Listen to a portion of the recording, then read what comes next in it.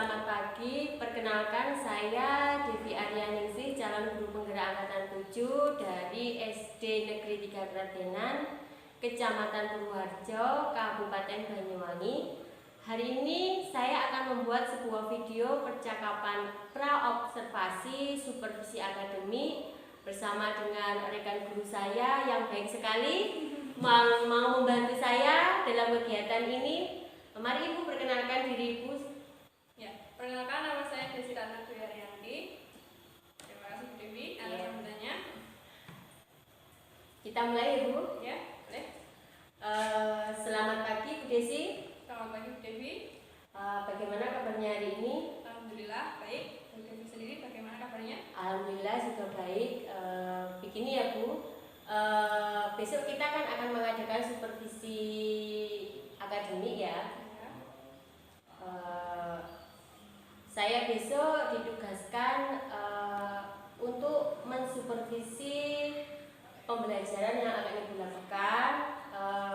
Nah, sebelum melakukan supervisi ini ya Bu ya, hari ini kita akan melakukan sebuah percakapan awal terlebih dahulu. Ya, mungkin tujuannya nanti kita akan sama-sama belajar, bertukar pengalaman yang nantinya akan bermanfaat untuk supervisi. Bagaimana Ibu Desi, setuju? Ya, saya sangat setuju sekali atas ide dari Bu Devi. Iya. Dapat saya terima.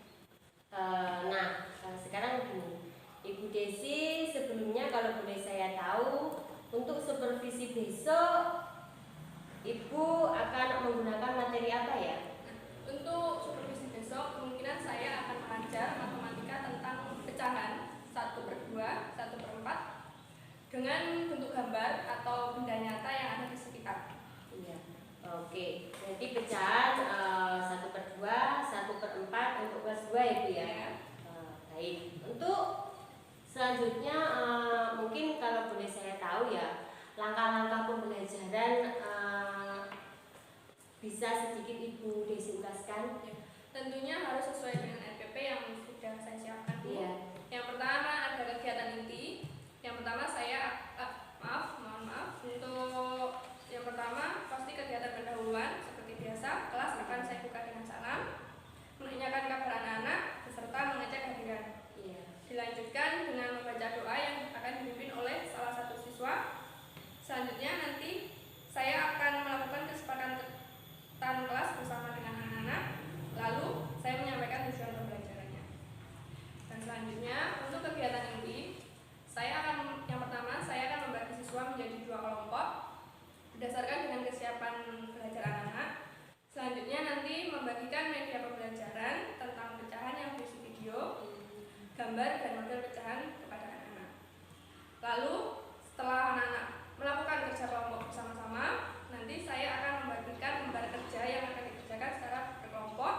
Lalu nanti salah satu kelompok akan saya minta untuk mempresentasikan hasil kerjanya. Lalu nanti yang terakhir saya akan memberikan soal latihan untuk dikerjakan secara mandiri untuk melihat bagaimana anak-anak dalam menangkap materi pembelajarannya. Iya. Setuju sekali Bu Desi tentang penyajian pecahan yang dengan kegiatan praktek langsung itu kan akan membuat anak-anak atau siswa itu lebih antusias dan semangat belajar tentunya ya. Dalam hal ini mungkin Ibu sudah menerapkan pembelajaran berdiferensiasi, yaitu konten dengan gambar dan benda yang ada di sekitarnya. Mungkin anak-anak bebas untuk memilih benda apa yang akan mereka pilih sesuai dengan apa yang mereka inginkan. Terus selanjutnya selain konten ya Bu Desi, untuk produk akhir tugasnya apa juga sesuai dengan kemampuan anak? Ya, benar. Jadi untuk tugasnya nanti saya akan membagi tugas untuk anak yang mungkin kurang mampu dalam menerima materi dengan anak yang sudah sedikit mampu menerima materi. Karena nanti kalau saya samakan, kasihan untuk anak-anak yang kurang mampu dalam menerima materi itu. Jadi saya akan membedakannya. Iya, keren sekali proses pembelajarannya Bu Desi. Semoga besok berjalan dengan lancar ya Bu ya. Ya. Nah, tadi kan Ibu Desi sudah menjelaskan tentang materinya apa, langkah pembelajarannya itu seperti apa, sesuai dengan konten. diferensi prosesnya tadi sudah runtut, terus produknya juga sesuai dengan kemampuan belajar siswa, itu tentunya juga sangat sesuai dengan pembelajaran berdiferensiasi yang mengimbaskan kepada siswa, kemampuan siswa masing-masing tentunya ya. Terus kira-kira nih Bu ya, nanti saat proses pembelajaran mungkin masalah apa yang akan muncul di kelas itu? Kalau untuk masalah mungkin bisa disebut dengan kekurangannya. Iya, iya. Untuk kekurangannya mungkin kita tahu untuk kelas rendah, untuk kefokusan anak-anak mungkin sangat kurang. Jadi nanti kendala yang dapat saya lihat biasanya itu untuk kekurangannya itu, dan untuk mungkin anak-anak berbicara dengan teman-temannya atau berkeliling di kelas itu juga kayaknya. Begitu ya. Tetapi tidak apa-apa kan, memang anak kelas 2 itu masih rentan masa bermain ya Bu ya. Tentunya kita sebagai guru-guru untuk kelas-kelas rendah itu harus benar-benar sangat paham dengan kondisi dan keadaan siswa kita. Keren. Dunia mereka itu kan masih dunia bermain, kita harus cukup paham dengan apa yang mereka inginkan, proses pembelajarannya apa yang mereka ingin terapkan. Lalu mungkin dari permasalahan yang muncul tadi, yang mungkin akan muncul untuk besok pada waktu pembelajaran itu, rencana apa yang mungkin akan Ibu Desi lakukan untuk menghadapinya? Jadi nanti rencananya saya akan membagi anak-anak menjadi beberapa kelompok. Jadi yang pertama adalah kelompok anak-anak yang sudah mampu membaca dan anak-anak yang kurang mampu dalam membaca. Jadi nanti anak-anak yang sudah mampu membaca itu akan memberikan bantuan kepada temannya yang kurang membaca, atau bisa disebut dengan teman sebaya. Nah, seperti itu. Jadi nanti untuk anak-anak yang sudah bisa membaca dapat membantu teman-temannya yang belum dapat membaca atau kurang paham. Bagus sekali strateginya Bu Desi. Yang Ibu Desi ambil itu sudah tepat sekali. Kita sebagai guru tentunya harus pintar-pintar menerapkan strategi ya Bu ya dalam pembelajaran, apalagi untuk anak-anak usia SD yang beragam tingkat kemampuannya. Itu semua adalah penerapan pembelajaran yang saya sebutkan tadi, yaitu pembelajaran berdiferensiasi yang berpihak kepada murid tentunya. Terus selanjutnya selain itu apa yang akan Bu Desi lakukan? Jadi nanti setiap kelompok akan saya berikan contoh gambar dengan bentuk pecahan yang kemudian saya suruh untuk mengambil benda yang ada di sekitarnya, lalu mempraktekkan langsung benda tersebut untuk dibagi sesuai dengan petunjuk pecahannya. Oke, jadi mereka itu diberi kebebasan ya Bu ya tentunya. Baik Bu Desi, tadi kan Ibu sudah menjelaskan, menyebutkan permasalahan yang mungkin akan muncul besok pada waktu pembelajaran ya. Terus dari permasalahan itu, strategi dalam penyelesaian masalah tersebut, sekarang yang saya tanyakan, tanggung jawab apa yang Ibu lakukan? Untuk tanggung jawab saya setelah ini, semoga saya bisa menjadi sosok guru yang lebih baik, yang lebih kreatif, dan tentunya saya akan terus belajar untuk lebih berpotensi lagi dalam mengembangkan strategi pembelajaran yang sesuai dengan kemampuan belajar siswa, apalagi sekarang anak-anak harus ditingkatkan lagi untuk kreativitasnya dan sebagainya. Iya. Oke.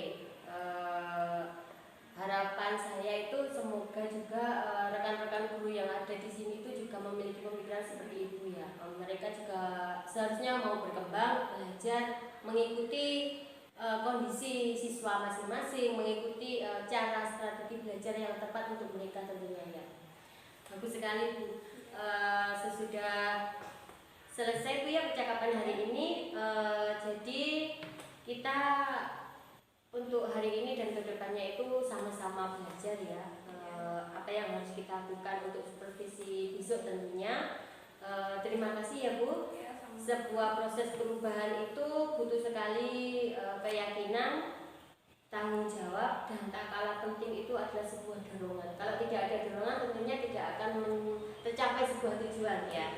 Tetap semangat, semoga besok untuk supervisi berjalan dengan lancar. Cukup sekian ya Bu, semoga percakapan ini sangat bermanfaat bagi kita tentunya. Saya akhiri, cukup sekian video percakapan awal yang saya buat. Sampai ketemu di video pasca observasi. Assalamualaikum warahmatullahi wabarakatuh.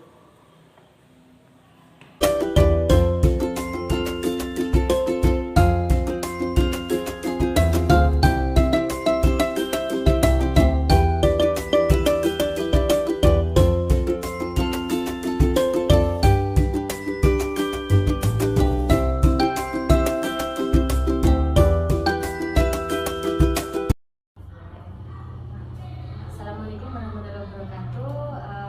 Pada kesempatan kali ini kita akan mengadakan percakapan pasca observasi dari hasil observasi yang saya lakukan bersama Ibu PP, saya CPP Angkatan 7 dan guru junior saya. Kita mulai. Selamat siang Ibu Desi. Bagaimana Ibu? Untuk tadi ya cukup sedikit. Berarti perasaan dari supervisi tadi itu masih terasa ya Bu ya? Oke, santai saja ya Bu ya. Kita buat relax karena tadi Bu Desi sudah melaksanakan kegiatan pembelajaran di kelas. Sekarang waktunya pasca observasi, saya melakukan observasi Bu ya. Oke Bu Desi, tadi kan sudah mengadakan supervisi akademi ya kita ya di kelas 2 ya Bu ya. Semua proses pembelajaran yang Ibu lakukan sudah saya lihat, dan sudah setelah supervisi biasanya kita kan ada sebuah permasalahan yang muncul dan harus dipecahkan bersama. Tadi Bu Desi sudah melaksanakan pembelajaran sesuai dengan RPP. Coba Ibu jelaskan yang sudah atau yang belum sesuai dengan RPP yang Ibu laksanakan tadi. Untuk pelaksanaan tadi sebenarnya sudah sesuai dengan RPP yang 2. Untuk pengelompokan tutor sebaya, pemberian tugasnya semua sudah sesuai. Mungkin untuk kendalanya anak-anak masih banyak yang berebut untuk mengambil media pembelajarannya itu yang begitu ya Bu. Terus tadi juga saya lihat Ibu mengelompokkan anak-anak itu, membagi siswa itu tujuannya mungkin apa ya Bu ya? Kalau boleh Ibu ceritakan sedikit. Untuk tujuannya adalah agar anak-anak yang sudah mampu membaca itu dapat membantu teman-temannya yang kurang dalam membaca. Jadi untuk anak-anak yang kurang membaca nanti bisa bantu teman-temannya. Oke, berarti tadi berjalan dengan lancar ya Bu kegiatan. Mungkin kalau bisa saya sebutkan itu tujuannya untuk tutor sebaya ya Bu ya. Oke. Tetapi saya lihat semua menjadi antusias dengan hal yang telah Bu Desi lakukan tadi. Karena mungkin proses pembelajaran tadi melibatkan lingkungan sekitar. Jadi anak-anak itu antusias melaksanakan proses pembelajaran dengan memilih benda-benda yang mereka inginkan. Nah, selain itu dengan tutor tadi Ibu, mungkin kalau anak yang kurang bisa memahami materi bertanya dengan guru itu kan malu. Tetapi kalau dengan teman sebayanya mungkin anak-anak itu akan lebih antusias. Ya, untuk tadi mungkin banyak sih anak-anak yang mungkin masih malu untuk bertanya kepada temannya, merasa kok saya nggak mampu, mau bertanya sama temannya juga masih belum berani. Tapi banyak anak-anak tadi yang sudah malah lebih berani untuk bertanya kepada temannya, mungkin merasa oh ini teman saya. Jadi untuk mengutarakan pertanyaan itu lebih gampang. Syukurlah kalau begitu. Mungkin pembelajaran tadi cukup sangat menyenangkan Ibu ya. Dari apa yang sudah Ibu Desi ceritakan tadi semua berjalan sesuai dengan RPP, namun ada sedikit kendala tadi ya Bu ya. Nah, adakah yang akan Ibu yang ingin Ibu rencanakan dari kendala tadi? Bisa sedikit diceritakan? Untuk kendala terbesarnya itu yang itu berbau tentang bendanya itu sendiri. Nah, nanti untuk perbaikannya mungkin lebih saya bagi lagi untuk tiap kelompok untuk mengambil benda-bendanya tertentu supaya tidak saling berebut. Jadi nanti akan mengurangi waktu penilaiannya. Iya benar sekali. Semua harus terencana dengan baik ya. Dari rencana tadi ya Bu ya, tanggung jawab dan komitmen apa yang akan Ibu Desi lakukan ke depannya? Tentunya saya akan lebih berusaha lagi menjadi guru yang lebih baik lagi untuk anak-anak, dan membuat anak-anak itu lebih kreatif, lebih berani dalam mengungkapkan pendapatnya seperti itu. Jadi keinginannya adalah dapat meningkatkan prestasi anak-anak. Bagus sekali komitmen dari Bu Desi ya, keren Bu. Terus refleksi apa setelah di supervisi ini? Refleksinya karena sedikit tadi merasa saya sedikit gugup dalam pembelajaran tadi, saya berusaha untuk lebih bisa berkomunikasi lagi dengan anak-anak agar saya tidak merasa gugup dalam pembelajaran. Jadi anak-anak lebih santai, saya pun juga bisa lebih santai. Menurut Ibu nih ya, langkah pembelajaran yang sudah Ibu lakukan itu dari dulu dengan sekarang itu lebih bagusan mana? Tentunya yang sekarang karena sudah banyak berbagai strategi pembelajaran, metode pembelajaran yang memudahkan guru dan anak-anak. Setelah proses pembelajaran ini tadi, yang ingin saya tanyakan yang terakhir, temuan apa yang mungkin muncul di benak pikiran Ibu? Temuan yang saya hadapi, yang saya temukan, sikap kolaborasi atau kelompok anak-anak seperti itu. Iya. Jadi kalau menurut saya untuk di kelas rendah ini sikap berkelompok itu atau seperti itu dapat membantu anak-anak bisa mengutarakan pendapatnya lebih jelas, karena kadang malu untuk bertanya ke guru. Jadi untuk bertanya ke teman yang mudah. Iya betul sekali Bu Desi ya. Syukurlah Ibu, kita sudah selesai mulai dari kegiatan pra observasi, terus observasi, terus yang terakhir ini pasca observasi. Semoga bermanfaat bagi kita semua. Terus saya juga ucapkan banyak-banyak terima kasih karena Bu Desi sudah mau membantu saya. Terus mungkin dengan kegiatan yang kita lakukan ini ya Bu ya, saya harap Ibu dapat menjadi contoh yang baik untuk rekan guru yang lain untuk mau mengembangkan diri dari apa yang mereka kurang mengerti menjadi lebih mengerti. Saya juga berterima kasih dengan Bu Devi karena dengan kegiatan ini insya Allah saya bisa menjadi guru yang lebih baik lagi dan tentunya banyak belajar lagi. Iya, kalau begitu saya akhiri ya Bu ya. Assalamualaikum warahmatullahi wabarakatuh.